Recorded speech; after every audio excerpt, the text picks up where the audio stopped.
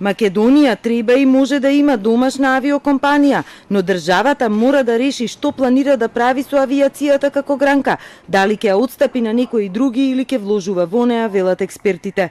Државата да направи приод и напор да создаде не национален авиопревозник не постои веќе никаде.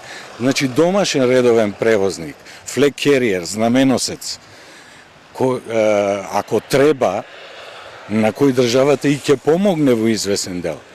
Меѓутоа, сумирајќи и правејќи една куса математика, колку една компанија врти пари, велам, во нејзиното работење, тогаш ќе треба да се удри акцент на ова првото за кое зборев, дека треба да имаме своја компанија, бидејќи со тоа парите ќе се завртат овде.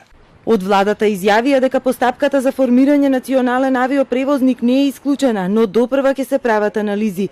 Неофицијално пак Телма дознава дека веќе се водат неформални разговори со кадар кој има искуство, дали се заинтересирани за работа во домашна авиокомпанија. Експертите сметаат дека во земјава има и потенцијални интересенти, пилоти и стручни лица за да се формира домашна компанија. Најдобар модел би бил јавно-приватно партнерство. Но да ја формираме по сите европски стандарди, со сите можни варијанти.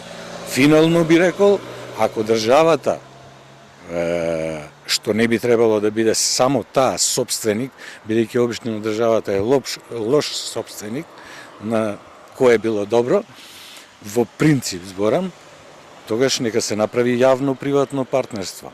Владата најавува нов јавен повик за доделување субвенции за ефтини летови, кои би почнале од другата година. Според Чачкиров пак за ефтина карта мора да се резервира со месеци однапред, а често излегуваат и непланирани трошоци. Затоа граѓаните и државата би имале поголем бенефит од домашна авиокомпанија. Анализа правена во 2015 покажала дека за национален авиопревозник би му требала поддршка од 2 милиони евра годишно. Во изминативе 7 години пак компанијата Визер доби субвенција од државата од 9,5 милиони евра за ефтини летови.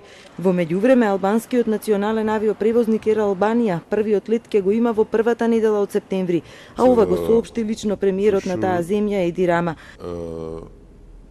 Independent and transparent